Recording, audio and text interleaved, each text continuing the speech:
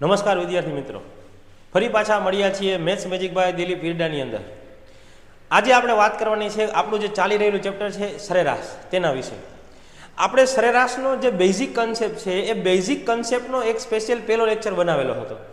આ પહેલા લેક્ચરની અંદર જે સરેરાશ છે એને આપણે બેઝિક કન્સેપ્ટ વિશે વાત કરી હતી કે ભાઈ સરેરાશ એટલે શું થાય છે, સરેરાશનો મતલબ શું છે, સરેરાશના મુખ્ય પ્રકાર એટલે કે આપણે જે કહીએ છીએ કે ભાઈ મધ્યક, મધ્યસ્થ અને બહુલક જે ત્રણ પ્રકાર પડે છે એના વિશેની વાત છે એ આપણે આપણા પહેલા લેક્ચર એટલે કે બેઝિક કન્સેપ્ટ વાળા લેક્ચરની અંદર આપણે વાત કરેલી હતી. આજે મારે તમારી સામે શરૂઆત કરવાની છે કે ભાઈ ક્રમિક સરેરાશ એટલે શું. થોડો ઘણો પોર્શન છે એ મેં તમને પહેલા લેક્ચરમાં પણ સમજાવેલો છે, છતાં પણ આજે મારે તમને કહેવાનું છે કે સરેરાશની અંદર જે રેગ્યુલર સરેરાશ આવે છે એની સાથે સાથે ઘણી બધી વખત સવાલો આવતા હોય છે જેનું નામ છે ક્રમિક સરેરાશ, જેનો કન્સેપ્ટ આપણે સમજ્યા છીએ. આજે એના દાખલાઓ વિશે આપણે આજે વાત કરવાની છે. બેઝિક જે નિયમો પહેલા લેક્ચરમાં સમજાતા એ પણ ફરી પાછા આજે હું તમને કહું છું અને ત્યાંથી જ આપણે આગળ શરૂ કરીએ કે ભાઈ ક્રમિક સરેરાશ એટલે શું થાય. તો કે આપને ખબર છે કે ભાઈ ક્રમિક સરેરાશ એટલે શું થાય, તો કે ભાઈ જે કાંઈ પણ સંખ્યાઓ આપણે ક્રમની અંદર આપવામાં આવેલી છે એ તમામ સંખ્યાઓ છે જેને આપણે ક્રમિક સંખ્યાઓ કહીએ છીએ. જેના આપણે મુખ્ય તમે જોવા જાઓ આમ આપણે બે જ નિયમો આપણે સમજાતા, નિયમો છે ત્રણ પણ આપણે બીજો નિયમ છે એની અંદર બે નિયમો ભેગા લઈ લીધા હતા. આપણે પેલો નિયમ જોયો હતો, કયો પેલો નિયમ જોયો હતો કે ભાઈ ક્રમિક સંખ્યાની સરેરાશ, ક્રમિક સંખ્યાની સરેરાશ હંમેશા વચ્ચે આવતી સંખ્યા જ હશે, વચ્ચે આવતી સંખ્યા જ હશે. પેલો નિયમ આપણે આ જોયો હતો કે ભાઈ જે કઈ ક્રમિક સંખ્યાઓ આપણે આપેલી છે એ ક્રમિક સંખ્યાઓની સરેરાશ હંમેશા વચ્ચે આવતી સંખ્યાઓ જ હશે.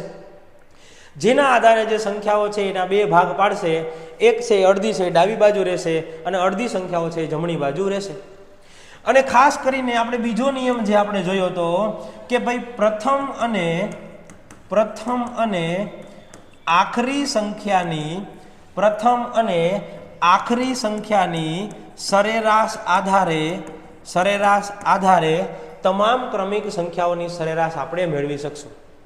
તો આપણે શરૂઆત કરવા જઈ રહ્યા છીએ બે નિયમો આધારિત દાખલાઓ કે ભાઈ ક્રમિક સંખ્યાની સરેરાશ છે હંમેશા વચ્ચે આવતી સંખ્યા જ હશે અને પ્રથમ અને આખરી સંખ્યાની સરેરાશના આધારે તમે તમામ સંખ્યાઓની સરેરાશ છે એ મેળવી શકશો.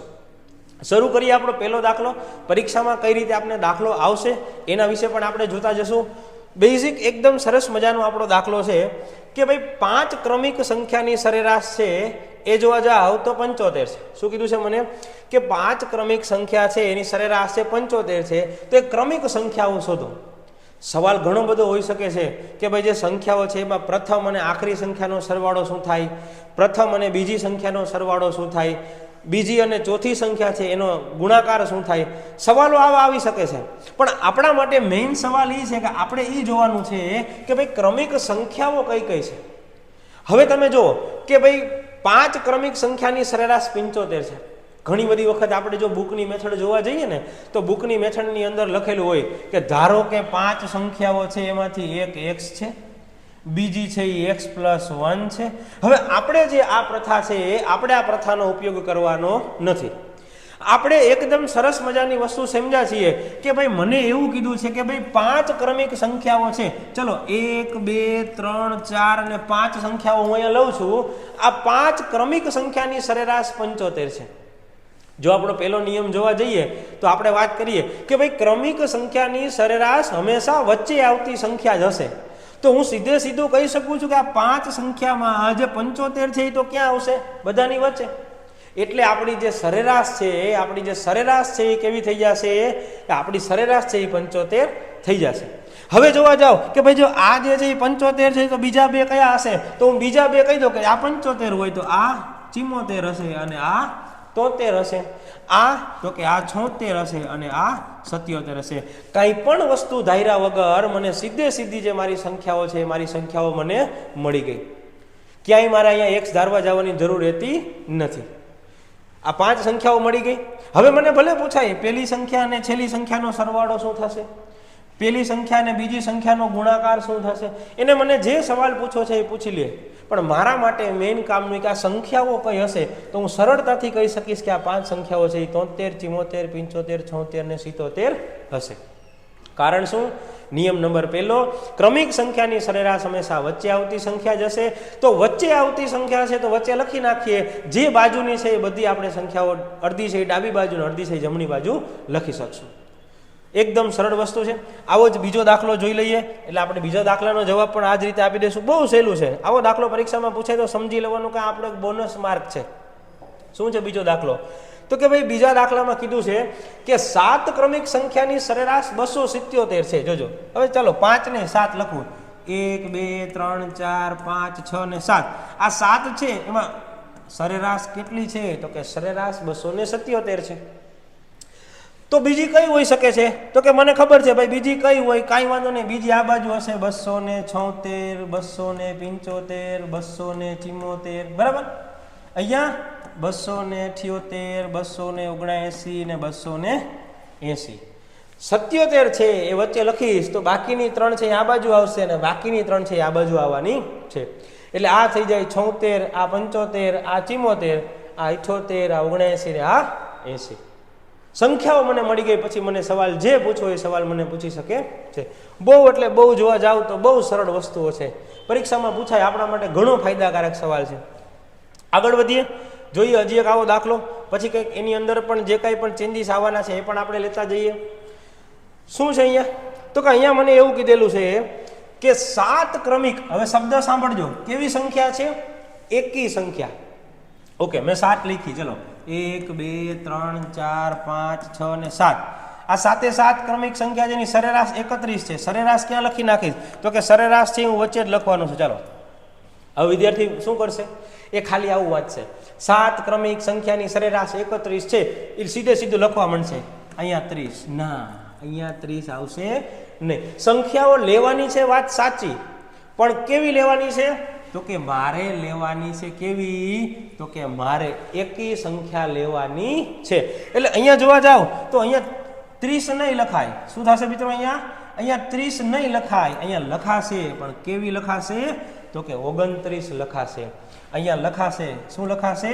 27 લખાશે. અહીંયા 25 લખાશે. અહીંયા 33 લખાશે.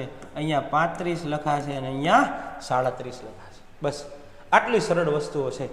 આશા રાખું છું કે 100% લગભગ વિદ્યાર્થીના કન્સેપ્ટ ક્લિયર થતો જ હશે. બરાબર છે. ચાલો આગળ વધીએ. પછીનો સવાલ. હવે હું સીધો સવાલ છે એને સોલ્યુશન કરવાનો જ પ્રયત્ન કરું છું. કોઈ વિદ્યાર્થીને આમાં કંઈ પ્રશ્ન રહે એવું મને લાગતું નથી. 9 ક્રમિક એકી સંખ્યાની સરેરાશ છે એ 27 છે. એક મારો આગ્રહ છે તમને કે જેટલી સંખ્યા કીધી હોય મેક્સિમમ હું માનું છું ત્યાં સુધી બહુ તો 9 કે 11 તમને કહેશે. 5 7 9 11 ભલે 13 કે 15 કે એક છે ને તમે આમ રાખજો કે 9 કીધી તો 1 2 3 4 5 6 7 8 અને 9. જેથી કરીને શું થશે કે ભાઈ આ બાજુ કેટલી જવું અને આ બાજુ કેટલું જવું વારે ઘડીએ ગણવાની જરૂર ન પડવી જોઈએ. ભલે એવું કંઈ બહુ જાજી સંખ્યાઓ છે નહીં એટલે કોઈને એવી ચિંતાય નહીં રહે કે સાહેબ હવે 9 સંખ્યામાં મારે કંઈ એવો પ્રશ્ન રહેશે. જસ્ટ ખાલી સજેશન માટે છે કે આવું 9 કરો તો સારું. હવે મને ખબર છે કે 9 ક્રમિક એકી સંખ્યાની સરેરાશ છે એ 27 છે. એટલે અહીંયા વચ્ચે લખી નાખી કઈ 27. ચાલો 28 29 30 31 32 33 34 35. આ બાજુ તો કે આ બાજુ પહેલાં લખીશ 25, આ બાજુ લખીશ 23, આ બાજુ લખીશ 21 અને પછી લખીશ 19. 19 20 21 22 23 24 25 27 28 29 30 31 32 33 34 35 બધી સંખ્યાઓ લેવાની છે. પણ કેવી લેવાની છે મિત્રો? તો કે એકી સંખ્યાઓ જ આપણે લેવાની છે. હવે અહીંયા કન્ફ્યુઝન ક્યાં થશે? તો કે અહીંયા તો વાંધો નથી, ચાલો 9 છે તો વચ્ચે કોઈ સંખ્યા આવી જશે. પણ હવે પ્રશ્ન એ છે કે પ્રશ્ન 5મા નંબરના દાખલામાં મને કીધું છે કે 8 ક્રમિક એકી સંખ્યાની સરેરાશ 50 છે. એટલે 1 2 3 4 5 6 7 અને 8 આ 8 સંખ્યાની સરેરાશ 50 છે. પણ પ્રશ્ન એ છે કે આ 8માંથી તો કોઈ વચ્ચે એક પણ સંખ્યા આવવાની છે નહીં. આ 8માંથી એકઈ સંખ્યા વચ્ચે નથી આવવાની. પણ મને ખબર છે કે સરેરાશ હંમેશા વચ્ચે આવતી જ હોય. પણ જો સંખ્યાઓ વચ્ચે ન આવે તો વચ્ચે એક નહીં પણ વચ્ચે કેટલી આવી જોઈએ? 2. અને જે 2 સંખ્યાઓ વચ્ચે આવે છે આ 2 સંખ્યાઓની સરેરાશ કેટલી હશે? 50. એટલે આ 50 છે એ કોની બનશે? તો કે કઈ એવી 2 એકી સંખ્યા છે જે ક્રમમાં હોવી જોઈએ? તો કે 49 અને 51. જો પાછી ક્રમમાં હોવી જોઈએ એ 2 જ લેવાની છે, બીજી એક પણ લેવાની નથી. જો તમે ક્રમિક ન લ્યો તો બેનો જવાબ અલગ અલગ આવી શકે છે, ઘણા બધા વેરિએશન તમારે લેવા હોય તો લઈ શકે, પણ ક્રમિક કીધી છે એટલે અહીંયા 49 અને અહીંયા 51 આ બે સંખ્યાઓ મારે પસંદ કરવી પડશે. અને ફરી પાછી એ પણ કેવી એકી. ચાલો 49 છે એટલે 47 લઈ લઈશ, 45 લઈ લઈશ અને 43 લઈ લઈશ. અહીંયા 51 આવી ગયા એટલે 53 લઈ લઈશ, 55 લઈ લઈશ અને 57 લઈ લઈશ. તો આ પ્રકારનો જે સવાલ છે એ સવાલમાં ખાસ ભૂલ ન પડે એ આપણે ખાસ ધ્યાનમાં રાખવાનું છે કે ભાઈ જો 8 છે તો વચ્ચે કોઈ એક નથી આવતી, તો વચ્ચે કોઈ એક નથી આવતી તો વચ્ચે એક નહીં પણ વચ્ચે બે છે, એ બે ભેગી મળીને 50 બનાવ્યા હશે. 50 કોના બનાવ્યા હોય તો 49ના અને 51ના બેના સરેરાશના કરો એટલે કેટલા આવશે? 50. તો આ પ્રકારનો દાખલો પણ પરીક્ષામાં આવતો હોય છે. હવે આવો જ એક બીજો પણ દાખલો મૂકેલો છે, બીજો દાખલો મૂકેલો છે એ જોઈ લઈએ એટલે એ પણ સાથે સાથે આપણે સોલ્વ થતું જાય. છઠ્ઠો દાખલો છે આપણો, 10 ક્રમિક એકી સંખ્યાની સરેરાશ 100 છે. ચલો 1 2 3 4 5 6 7 8 9 10 આ 10 છે એની સરેરાશ 100 છે. મને ખબર છે 10માં તો કોઈ વચ્ચે આવવાનું છે નહીં, પણ 10માં વચ્ચે નથી આવવાનું. મને ખબર છે આ 5 અને 6 છે ને એ બેના થઈને 100 બનશે. 5 અને 6 નંબર બે ભેગી થઈને 100 બનાવ્યા છે. હવે કઈ એવી બે સંખ્યા જે ક્રમિક પાછી કેવી એકી હોવી જોઈએ જે ભેગી થઈને 100 બનાવશે? તો કે મને ખબર છે 100 કોના કોના બનશે? તો કે 99ના અને 101ના. આ 99 ને 101 મને મળી ગયા એટલે હું હવે સીધો જવાબ આપી દઉં.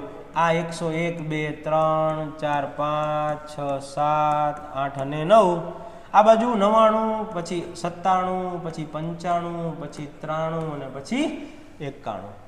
બહુ એટલે બહુ સહેલું છે. એક જ નિયમ તમને આવડવો જરૂરી છે કે ક્રમિક સંખ્યાઓની સરેરાશ હંમેશા વચ્ચે આવતી સંખ્યા જ હશે. જો વચ્ચે એક આવે છે તો સીધું લખી નાખશું, પણ જો વચ્ચે એક નથી આવતી તો વચ્ચે જે બે છે એ બે ભેગી થઈને એક સરેરાશ બનાવશે. ચાલો અહીંયા વાત આપણે કરી બધા દાખલાઓમાં એકી સંખ્યાની. આગળ આપણે વાત કરીએ, આવો જ એક દાખલો લઈએ 7 નંબરનો કે 11 ક્રમિક બેકી સંખ્યાની સરેરાશ 202 છે. તમે કહેશો સાહેબ હવે મારે 11 લાઇનિંગ નથી દોરવી, કંઈ વાંધો નહીં, હું 202 છે એક્ઝેક્ટ અહીંયા લખી નાખું છું. આ 202 છે, 11માં વચ્ચે 202 આવશે અને બધી કેવી લેવાની છે? બેકી લેવાની છે. તો હવે 11માં એક અહીંયા છે તો 5 આ બાજુ 5 આ બાજુ, એટલે હું સીધું લખી નાખીશ. કઈ લખી શકાય? 2 છે એટલે 3 4 5 6 7 8 9 10 અને 11 12. હવે જો અહીંયા મારે પાછી ગણવી પડશે કે 1 2 3 4 ને 5 થઈ ગઈ. આ બાજુ જો હું હાલીશ એટલે એક તો હાલશે પેલા 200, પછી હાલશે 198, પછી હાલશે 196, પછી હાલશે 194 અને પછી હાલશે 192. એ મારે 192 સુધી જવાની જરૂરિયાત રહેશે. જો લાઇનિંગ ન દોરો ને તો થોડુંક મજા ન આવે, માનસિક રીતે આપણે એવું થાય કે સાહેબ આમાં નથી મજા આવતી. એના કરતાં આમ દોર્યા તો 1 2 3 4 5 6 7 8 9 10 11 છે વચ્ચે 202, અડધી આ બાજુ, તો ખાના પણ ફટાફટ આપણા પૂરાતા જશે. બાકી કાંઈ જરૂર નથી.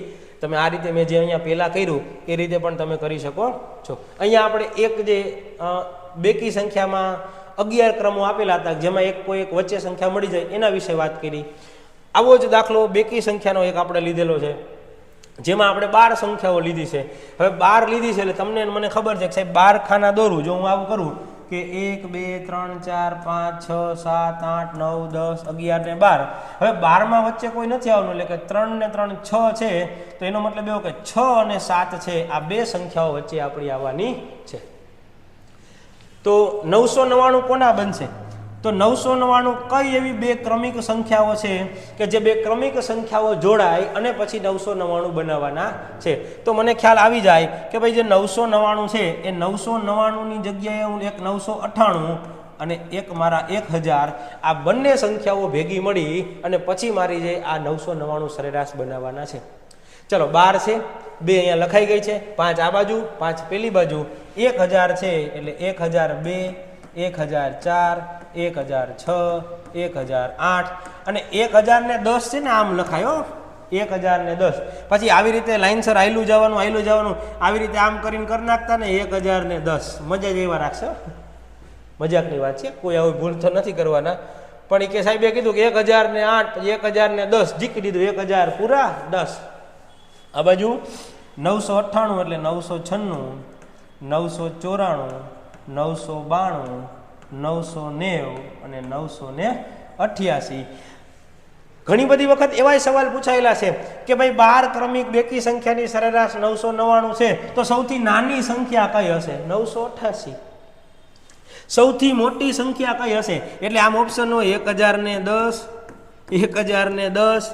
વાહ, મજા જ એવા રાખે. યસ સર, યસ, ટીક કરી નાખ્યું, કામ થઈ ગયું પેપર સેટરનું. આપણું નહીં, આપણે આ કરવાનું હતું, આપણે આ કર્યું. બરાબર, ધ્યાન રાખજો. આ પ્રમાણે પણ સવાલ પૂછાય, સૌથી નાની સંખ્યા કઈ, સૌથી મોટી સંખ્યા કઈ. ચાલો, તો આ જે છે એ દાખલાઓ આપણે જોયા. આ દાખલાઓ જોયા એ પેલા નિયમને આધારે આપણે દાખલાઓ જોયા કે ક્રમિક સંખ્યાની સરેરાશ હંમેશા વચ્ચે આવતી સંખ્યા જ હશે.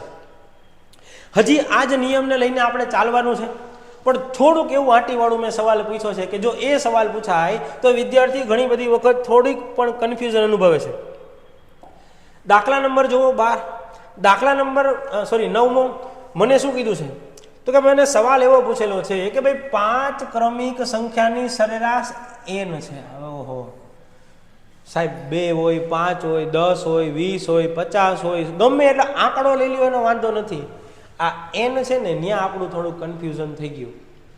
હવે આ કન્ફ્યુઝન કેવી રીતે દૂર કરવું? બીજું અહીંયા મને પૂછ્યું છે જો 2 ક્રમિક સંખ્યા ઉમેરવામાં આવે તો નવી સરેરાશ શું થાય? એક તો પેલા જૂની 5 હતી લખવાની, પછી બીજી 2 કઈ ઉમેરાશે એ પણ લખવાની. ના, આટલું બધું આપણે લખવાનું થતું નથી. હું તમને પેલા ઓરિજિનલ સમજાવું, પછી સાથે સાથે એનો કન્સેપ્ટ અને એની શોર્ટકટ જે કઈ છે એ પણ સાથે સાથે સમજતા જશું. જો આને ગણવાની ઈચ્છા થાય ને તો પેલા 5 લખવાની, 1 2 3 4 ને 5. આપણે આમ ગણવાની નથી, હું તમને ખાલી સમજાવું છું કે 5 ક્રમિક સંખ્યાની સરેરાશ n છે. તો આ n હોય તો આ કઈ હોય તો કે એના પછીની n+1 n+2. આ બાજુ જાઓ તો n-1, આ બાજુ જાઓ તો n-2 છે. સાહેબ તો મને વિચાર આવ્યો એટલે તમને વિચાર ન આવે તો ન આવે. આગળ 2 ક્રમિક સંખ્યાઓ ઉમેરવામાં આવે છે. ચાલો હવે 2 ઉમેરવામાં આવે હંમેશા સવાલ બને ત્યાં સુધી ઉમેરવાનો જ હશે. અને ઉમેરવાનું કે એટલે ક્યાં ઉમેરવાની? છેલ્લે. તો આ n+1 છે, આ થઈ જાય આ n+2 હતી 3 અને આ થઈ ગઈ n+4. મળી ગઈ. હવે 5 હતી 2 લખી એટલે ટોટલ કેટલી થઈ તો કે ટોટલ 7 થઈ. 7 થઈ એટલે મને ખબર પડશે કે ભાઈ સાહેબ આ પેલી 3 છે એ આ બાજુ છે, બીજી 3 છે એ આ બાજુ છે, વચ્ચે કોણ આવ્યું તો કે n+1. એટલે મારા સવાલનો જવાબ થઈ જશે n+1.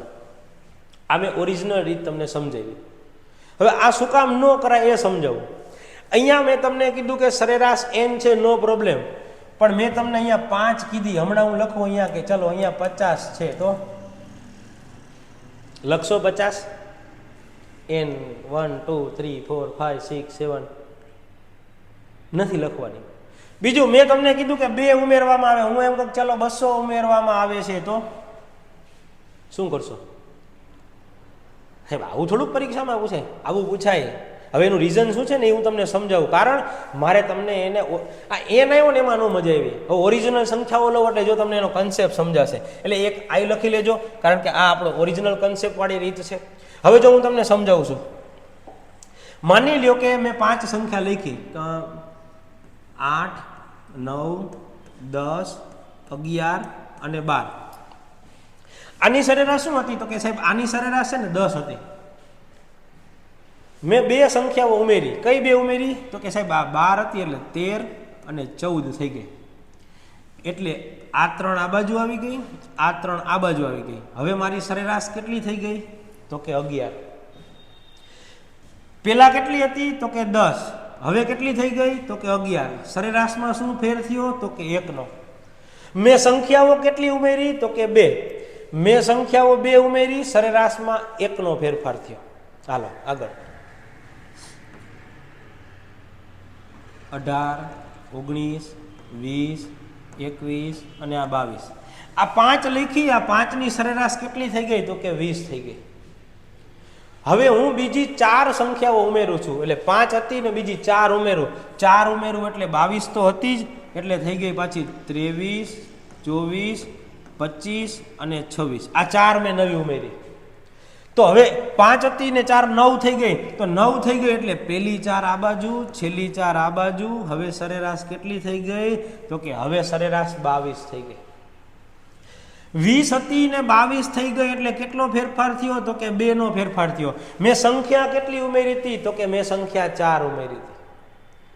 આશા રાખું છું લગભગ વિદ્યાર્થીને કન્સેપ્ટ ખબર પડી જ ગયો હશે કે જો સરેરાશમાં 2 સંખ્યાનો ફેરફાર થાય, સોરી સંખ્યાઓમાં 2 સંખ્યાનો ફેરફાર થાય તો સરેરાશમાં 1 નો ફેરફાર થાય.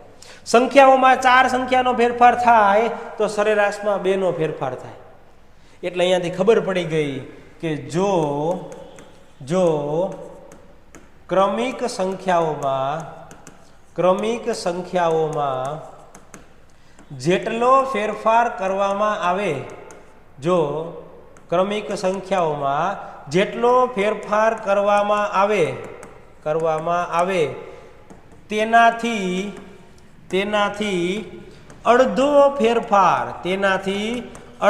ફેરફાર સરેરાશમાં પણ થશે. અડધો ફેરફાર સરેરાશમાં પણ થશે. બસ મારે આટલું જ યાદ રાખવાનું હતું કે ભાઈ ક્રમિક સંખ્યાઓમાં જેટલો ફેરફાર કરવામાં આવે એનાથી અડધા જેટલો ફેરફાર છે એ શેમાં કરવામાં આવે છે? તો કે એના સરેરાશમાં કરવામાં આવે છે ને સહેલું. હવે તમે એક આ કન્સેપ્ટ આપણે જે નિયમ લખ્યો છે આ નિયમ તમે એકવાર યાદ રાખી લ્યો, તમારે કાંઈ એટલે કઈ વસ્તુ બીજી વાર કરવા જવાની જરૂર રહેતી નથી. હવે તમને નિયમ આવડી ગયો કે ભાઈ ક્રમિક સંખ્યાઓમાં જે કાંઈ પણ ફેરફાર થાય એનાથી અડધો ફેરફાર સરેરાશની અંદર થાય. હવે જોજો તમે દાખલો આ કઈ રીતે જવાબ આપો છો. એ રીતે કે 5 ક્રમિક સંખ્યાની સરેરાશ n છે. ચલો મેં લખી n. 2 ક્રમિક સંખ્યા ઉમેરવામાં આવે છે. અહીંયા જો ઉમેરવાનું, મેં ફેરફાર શબ્દ લખ્યો હતો. ઉમેરવાનું કે તો પ્લસ કરવાનું, ઘટાડવાનું કે તો બાદ કરવાનું, એ તો આપને ખબર જ છે. 2 સંખ્યાનો ફેરફાર કરવામાં આવે તો 2 નો ફેરફાર થાય ને તો સરેરાશમાં અડધો ફેરફાર થાય. ચાલો 2 ના અડધા 1, જવાબ મળી ગયો n+1. ક્યાંય એટલે કાંઈ કરવા જવાની જરૂર રહેતી નથી. હવે જોજો અહીંયા મને કહેશે 5 નથી, અહીંયા 50 છે તો 50ની સરેરાશ n છે.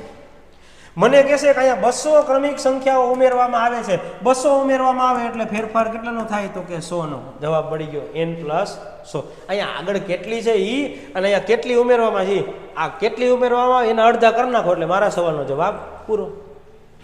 મને કહેશે કે સરેરાશ છે ને ઈ m છે. મને કહેશે કે 300 સંખ્યાઓ ઘટાડવામાં આવે છે. 300 સંખ્યાઓ ઘટાડવામાં આવે, કઈ વાંધો નહીં. 300 ના અડધા કરો તો 150. સરેરાશ શું થાય? નવી m-150. નવી સરેરાશ m-150. બસ મારે આટલું જ યાદ રાખવાનું હતું કે જે કાંઈ પણ ફેરફાર થાય એના અડધા જેટલો ફેરફાર કરવાનો. 300 વધી તો સરેરાશમાં 150 વધે. 500 વધી સરેરાશમાં 250 વધે. 100 ઘટી તો સરેરાશમાં 50 ઘટે. જેટલો ફેરફાર થાય, ફેરફાર વધે તો વધે, ઘટે તો ઘટે. ચાલો બરાબર, આ જ વસ્તુ આપણે ખાસ યાદ રાખવાની છે. હવે પછીનો સવાલ જોવો એટલે તમને ખૂબ મજા આવશે. આવા બે સવાલ જ લીધેલા છે, પછી પાછો નવા નિયમ વાળો એક લીધેલો છે. દરેક વખતે નિયમ તમને અલગ અલગ સમજાવતો જાય છે. એટલે ક્રમિક વાળો મુદ્દો આપણે આજના લેક્ચરમાં ક્રમિકનો મુદ્દો પૂરો કરવાનો છે. ચાલો 7 ક્રમિક સંખ્યાની સરેરાશ m છે. ચાલો આ m લખી. 5 ક્રમિક સંખ્યા ઉમેરવામાં આવે. ચાલો 5 ના અડધા તો કે 2.5 ઉમેરવામાં આવે એટલે પ્લસ. સવાલનો જવાબ મળી ગયો m+2.5. છે કાંઈ અઘરું? પણ તમને એક નિયમ આવડવો જરૂરી છે કે જેટલો ફેરફાર ક્રમિક સંખ્યામાં થાય એનાથી અડધો ફેરફાર તમારે સરેરાશ સાથે કરવો. હવે આની અંદર પણ થોડીક વેરાયટી લઈ આવવા એવું કરું છું. અને એની વેરાયટી એટલે શું? તો કે અહીંયા માત્ર શબ્દ ક્રમિક જ હતો, પણ જો અહીંયા ક્રમિક એકી અથવા ક્રમિક બેકી શબ્દ આવી જાય તો શું ફેરફાર થાય? હવે હું તમને આખો કન્સેપ્ટ નથી સમજાવતો, ઉદાહરણ લઈને તમને સમજાવવાનો પ્રયત્ન કરી દઉં એટલે કોઈ દી કાંઈ પ્રશ્ન જ ન રહે. શું છે? તો કે જો એના પછીનો દાખલો. 6 ક્રમિક બેકી સંખ્યાની સરેરાશ a છે. એટલે ઘણા માની લો કે આમ લખે કે 1 2 3 4 5 6, આની સરેરાશ a તો અહીંયા આવશે ને. આપણે તો આવું કરવાનું જ નથી. આપણે શું કરવાનું એમ તમે જોઈ લેજો. વળી કોઈ કહેશે તો આ હોય a-1, આ હોય a+1. હવે ક્રમિક એકી અને બેકી સંખ્યા લ્યો ને એમાં બબેનો ગેપ હોય. ક્રમિકમાં એકનો ગેપ હોય, એકી અને બેકીમાં બબેનો ગેપ હોય. એટલે આ હોય a+3, આ હોય a+5, આ હોય a-3, આ હોય a-5. પછી કીધું છે કે 3 ક્રમિક સંખ્યા ઉમેરવામાં આવે. હવે પહેલાં તો આ આવડવું જોઈએ ને. હવે 3 ઉમેરવાની. 3 ઉમેરવાની એટલે બીજો કલર લઈ લો. a+7, a+9, a+11. આ 3 ઉમેરાઈ ગઈ. 5, 6, 7, 8, 9, 10, 11. હવે તો કે સાહેબ 6 હતી, 3 ઉમેરી એટલે 9 થઈ ગઈ. 9 થઈ ગઈ એટલે પેલી 1, 2, 3, 4, 5 આ એ જાજી થઈ ગઈ. પેલી 4 આ અને બીજી 4 આ. વચ્ચે કોણ વધ્યું? તો કે વચ્ચે વધ્યું a+3. સવાલનો જવાબ ઓફિશિયલી રીતે આપણે આ ઓફિશિયલી આપણા જે દાખલો છે એનો મૂકીને કર્યો a+3. હવે આપણે આવું નથી કરવું. હવે શું છે એ પાછું આંકડાવાળું ઉદાહરણ સમજાવવું એટલે તમને ફટાફટ સમજાઈ જાય. શું છે ઉદાહરણ? તો કે સાહેબ સંખ્યાઓ લખી મેં 5. હો, આપણે 5 થી લઈને મજા, હાલો 6 લખીએ એટલે આપણે મજા આવે. 10 લખી, 12 લખી, 14 લખી, 16 લખી, 18 લખી અને 20 લખી. પેલા 5 લઈને સમજાવું એટલે થોડું ફટાફટ સમજાય. ચાલો, આની સરેરાશ આપણે મળી કેટલી? 14. 5 લખી હતી અને એની સરેરાશ 14 મળી. હવે તો કે હવે માની લો કે બીજી બે સંખ્યા 2 ઉમેરું છું એટલે મજા આવે. 2 કઈ કઈ ઉમેરાય? તો કે સાહેબ ઉમેરાય એટલે 18 હતી ને એટલે 20 અને 2 22 ઉમેરાય. તો એનો મતલબ 5 ને 2 7 થઈ ગઈ. 7 થઈ ગઈ એટલે મને ખબર પડી ગઈ 3 આ બાજુ છે ને 3 આ બાજુ છે. તો જવાબ શું આવ્યો? તો કે જવાબ આપણો આવ્યો 16. 14 માંથી 16 થઈ ગઈ. કેટલો ફેરફાર થયો? 2 નો. સંખ્યા હોય કેટલી ઉમેરી હતી? તો કે 2. આગળ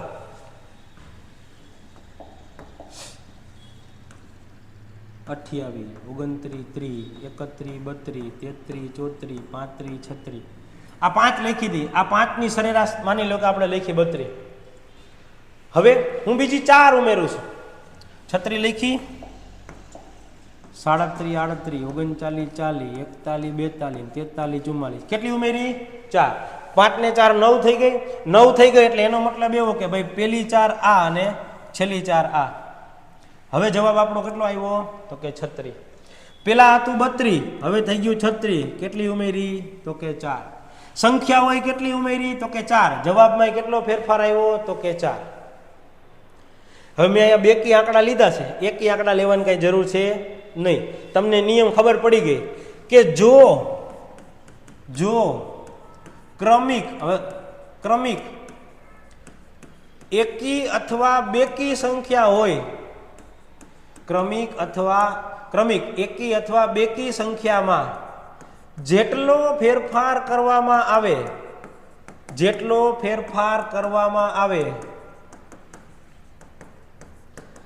તેટલો જ ફેરફાર સરેરાશમાં પણ થશે. તેટલો જ ફેરફાર સરેરાશમાં પણ થશે. તો આ આપણો ક્રમિક એકી અને બેકીની અંદર ફેરફારનો નિયમ છે કે ભાઈ જો ખાલી ક્રમિક હોય ને તો અડધો ફેરફાર, પણ ક્રમિક એકી અને ક્રમિક બેકી સંખ્યા હોય તો જેટલી સંખ્યાઓ હોય એટલો જ ફેરફાર તમારે એની આરે કરી દેવાનો. એટલે આ જ દાખલો જો આટલી બધી માથાકૂટ મૂકી 6 ક્રમિક સંખ્યાની સરેરાશ એ છે, 3 સંખ્યા ઉમેરવામાં આવે, નવો જવાબ a+3. ટેન્શન બધી ખતમ. દાખલો ગણવાનો કેવી રીતે એ ખતમ. એક સૂત્ર આવડે એટલે 1 માર્ક આપણો રોકડો. નિયમ 2 આવડવા બીજા જરૂરી છે કે ક્રમિક સંખ્યાઓમાં જેટલી સંખ્યાનો ફેરફાર થાય એનાથી અડધા જેટલી, અને ક્રમિક એકી અને ક્રમિક બેકી સંખ્યાઓમાં જેટલો ફેરફાર થાય એના જેટલો જ ફેરફાર જોવા મળશે. જોવા જાવ તો તમે આને નામ આપી શકો છો કે ક્રમિક સંખ્યાઓમાં ફેરફાર આધારિત દાખલાઓ, પણ અનોખું નામ આપવાની જરૂર નથી. ચાલો માની લો કે મને કીધું કે અહીંયા 20 સંખ્યાઓ ઉમેરવામાં આવે છે. ચાલો નવો જવાબ a+20. મને કહેશે કે અહીંયા 500 સંખ્યા ઉમેરવામાં આવે છે. નવો જવાબ a+500. મને કહેશે કે 120 સંખ્યાઓ ઘટાડવામાં આવે છે.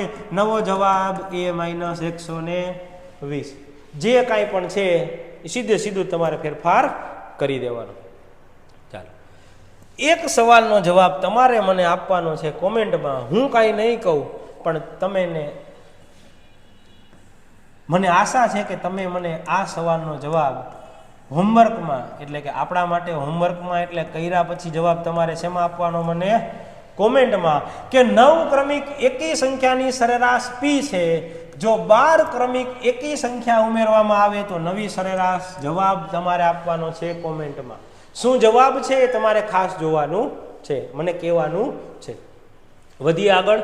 ફરી પાછા આપણે એના પછીના દાખલામાં, કે શું કહે છે કે એના પછીનો દાખલો કઈ રીતની મેથડ છે એ આપણે ખાસ એની અંદર જોવાનું છે.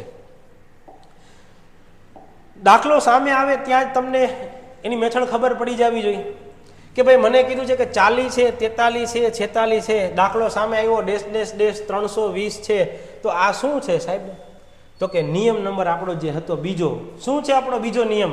તો કે આપણો બીજો નિયમ છે કે ભાઈ ક્રમિક સંખ્યાઓમાં તમે પ્રથમ અને આખરી સંખ્યાની સરેરાશના આધારે પણ તમે તમામ સંખ્યાઓની સરેરાશ મેળવી શકશો.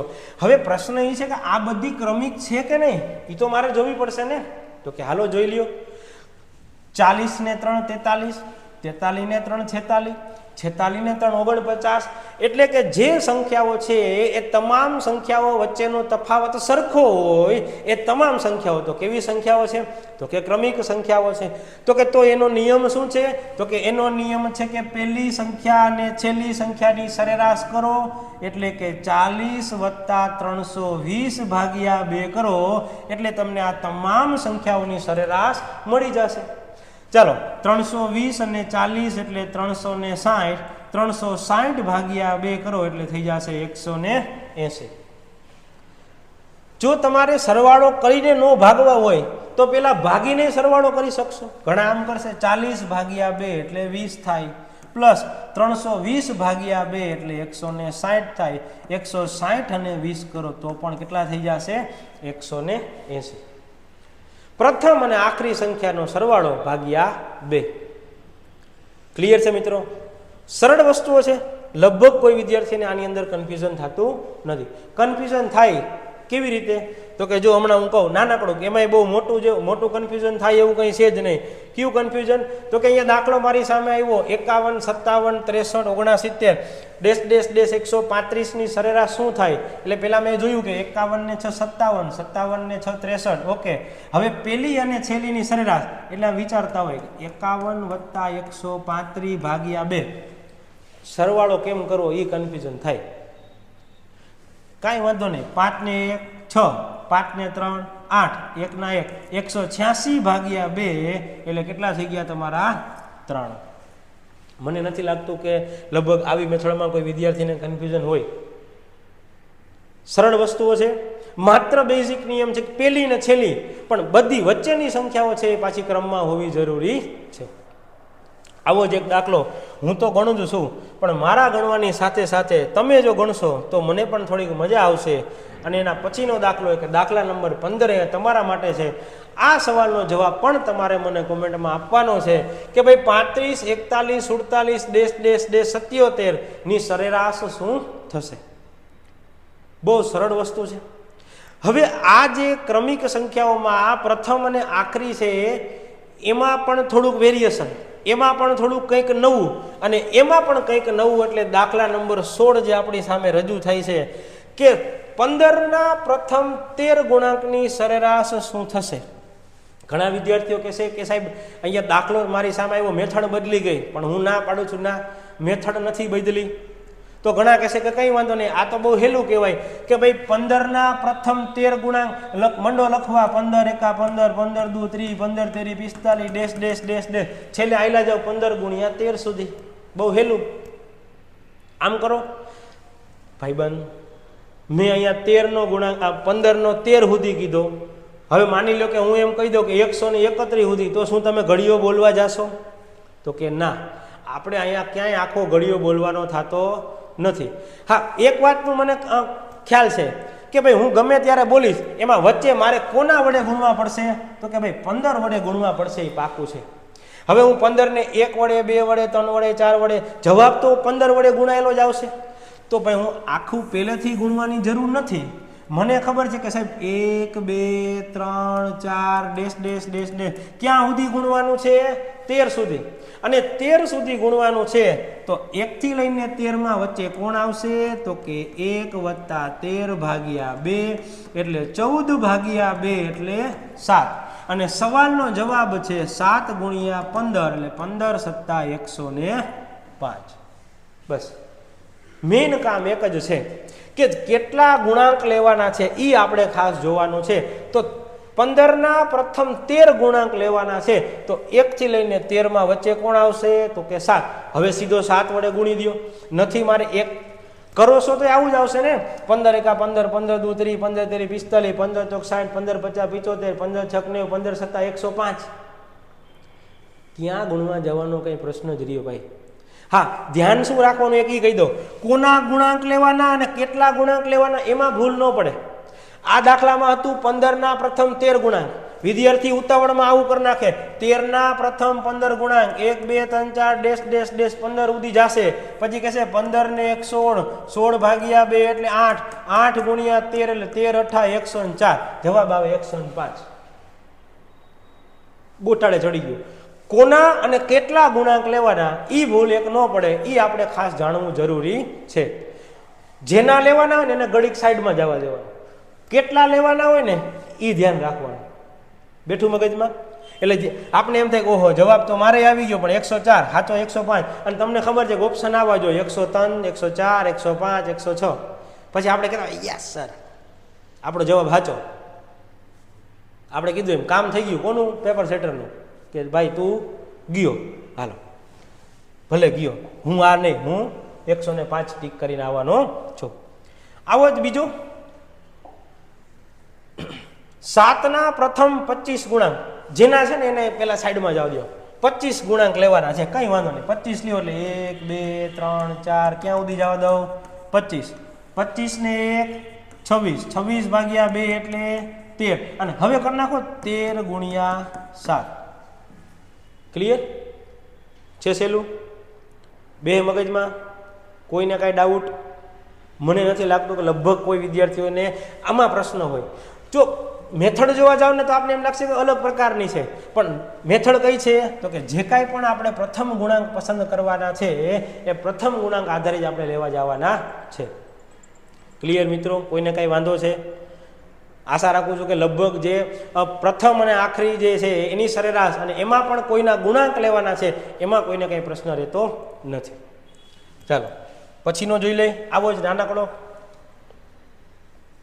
એમાં એક કન્ફ્યુઝન વાળું છે આવું ઘણાને છે ને પોઈન્ટ આવે ને ત્યાં તકલીફ થતી હોય કે સાહેબ બારે પોઈન્ટ આવે એટલે લોચો થઈ જાય છે કેમ પોઈન્ટ આવે એટલે તો કે 20 ના હાલો જેનું છે એને ઘડીક સાઈડ પર જવા દો પ્રથમ 10 ગુણાંક એટલે 1 2 3 ક્યાં સુધી જવા દેવાનું છે તો કે 10 સુધી ચલો 10 ને 1 કરશો એટલે 11 11 ભાગ્યા 2 કરો એટલે થાય 5.5 અને હવે 5.5 ગુણ્યા કેટલા કરવાના છે તો કે 20 હવે ઘણાનો અહીંયા મગજમાં બેહે નહીં કે સાહેબ આ 5.5 ને 20 વડે ગુણવાની લોચો થાય બે રીતે સમજાવું છું પહેલો નિયમ પેલા આખા વડે ગુણી લેવાના એટલે 20 પંચા ને કેટલા થઈ ગયા 100 0.5 એટલે ખરેખર તો આવું જોઈએ ને 5 + 0.5 આપણે આમ જ લખાય એટલે મેં 5 વડે ગુણી લીધા 20 પંચા ને 100 હવે યાદ રાખવાનું ગમે ત્યારે અડધી ટિકિટ કોઈને ભેગી થાય ને એ અડધી ટિકિટ થાય પોતે હોય પોતે કરી દે આપને અડધા આવું સમજવાનું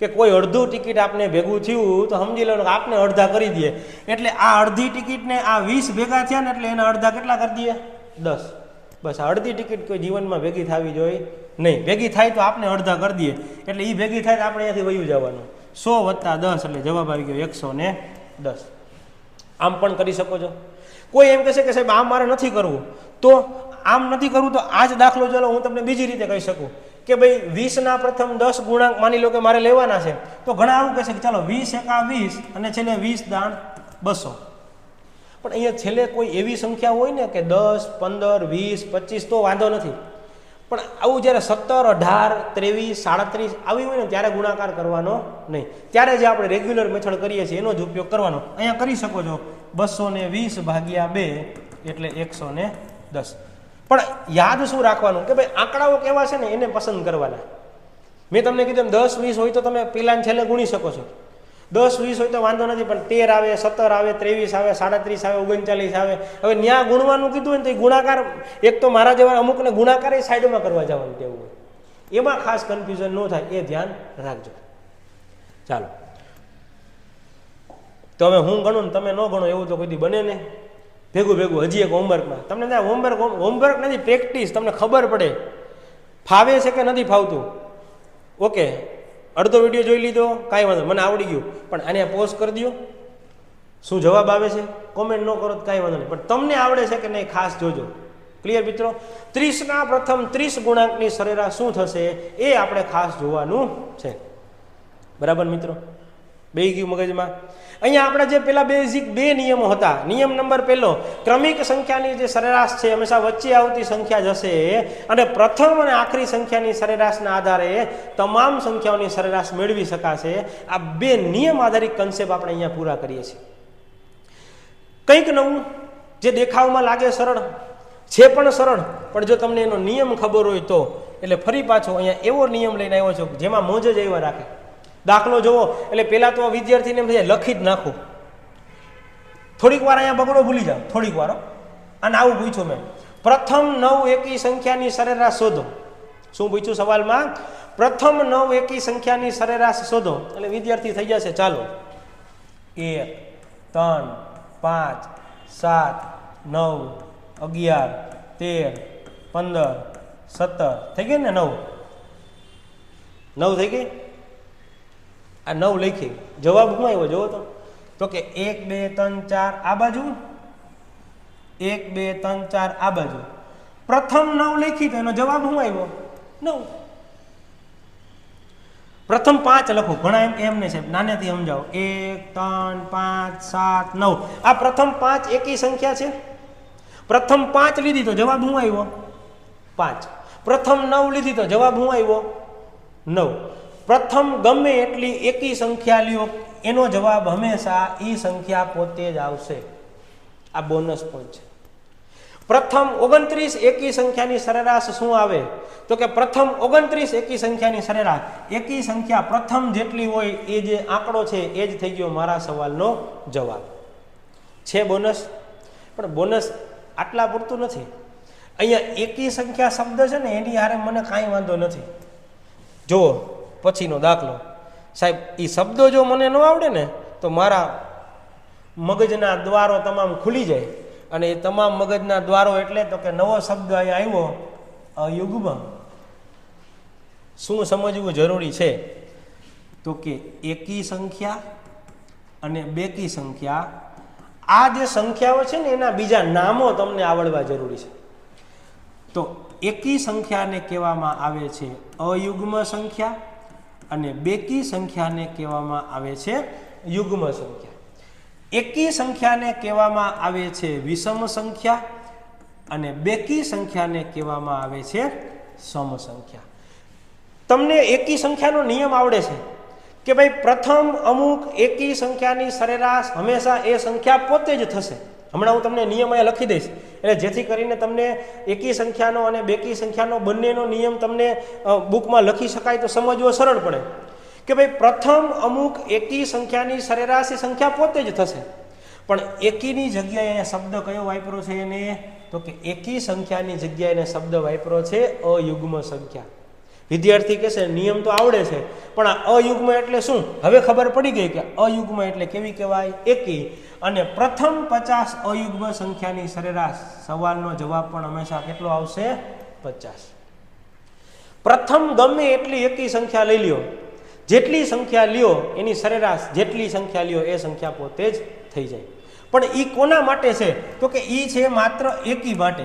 એકી માટે નિયમ છે કે જેટલી હોય તેટલી છે, જેટલી હોય તે જ.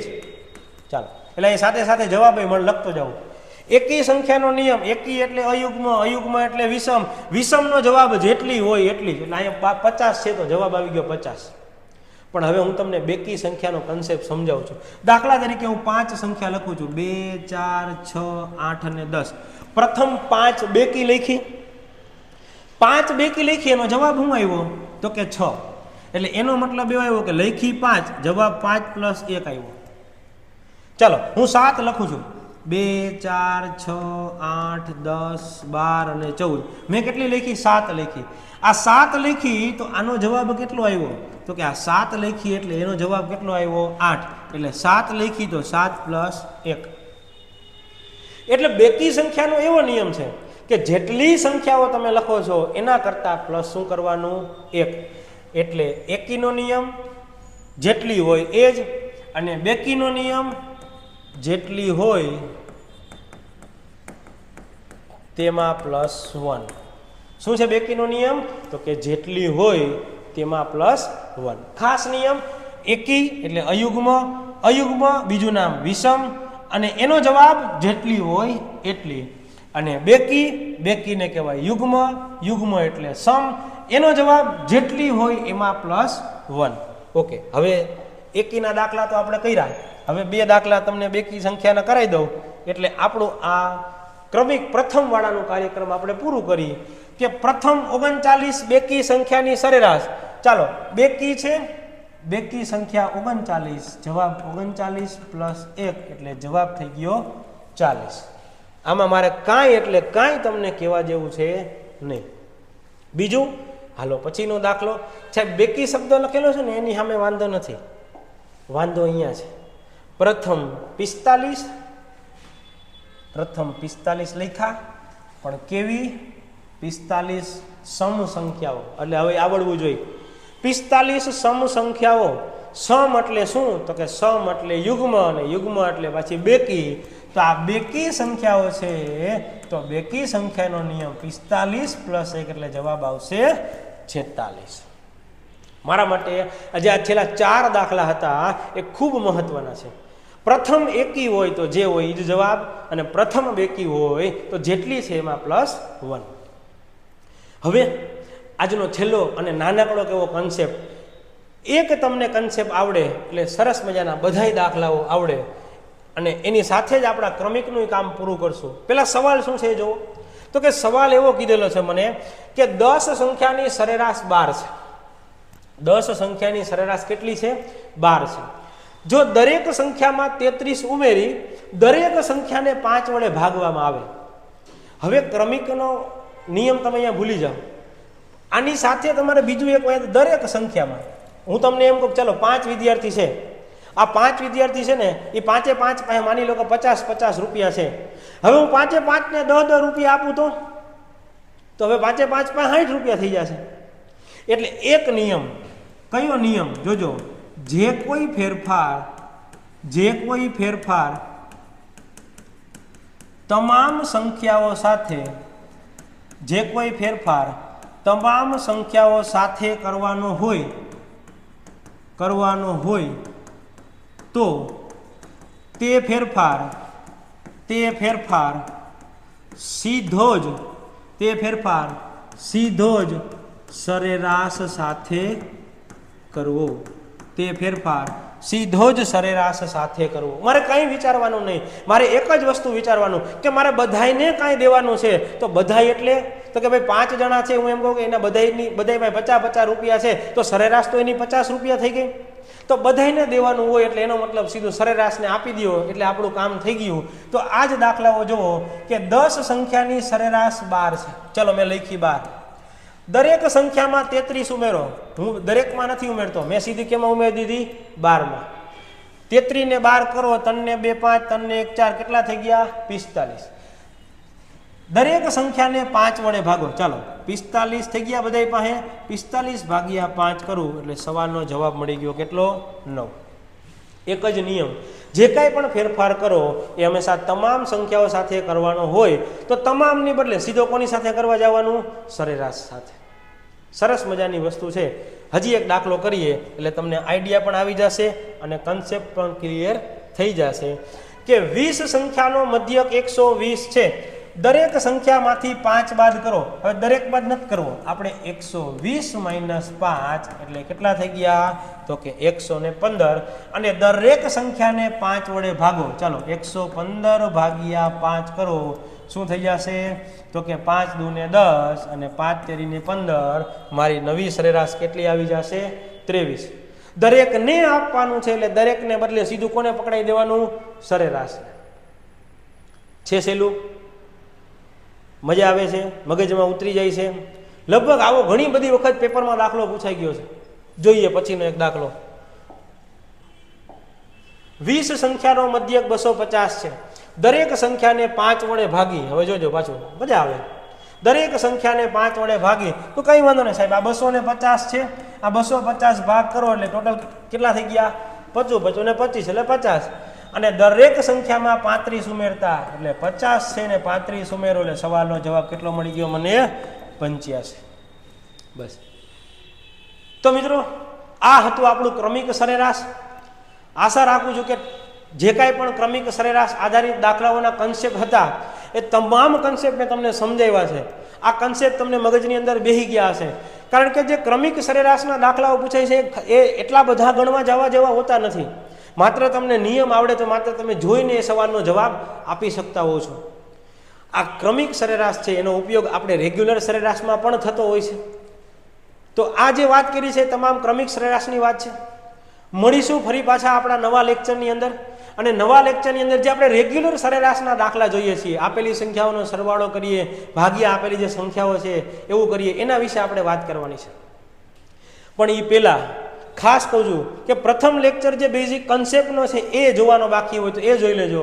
અને આજનો લેક્ચર જે ક્રમિક આધારિત દાખલાઓ છે એ જો પરીક્ષામાં પૂછાય તો આપણો એક પણ માર્ક જવો જોઈએ નહીં. ખાસ મિત્રો વિડીયો ગમ્યો હોય તો લાઈક કરજો, બીજા મિત્રોને ખાસ શેર કરજો. અને જેટલી વખત તમને કન્સેપ્ટ ન સમજાય એટલી વખત વિડીયો જોજો. અને છતાં પણ જો કાંઈ પણ ડાઉટ રહીએ તો ટેલિગ્રામ ચેનલની અંદર આપણું જોડાઈ જાજો, વોટ્સએપ ગ્રુપની અંદર જોડાઈ જાજો. જે કાંઈ પણ તમારા ડાઉટ છે એ આપણે એની અંદર સોલ્યુશન કરવાનો પ્રયત્ન કરશું. તો મળીએ ફરી પાછા નવા લેક્ચર સાથે. ત્યાં સુધી જોતા રહ્યો maths magic by Dilip Rida. Thank you. જય હિન્દ.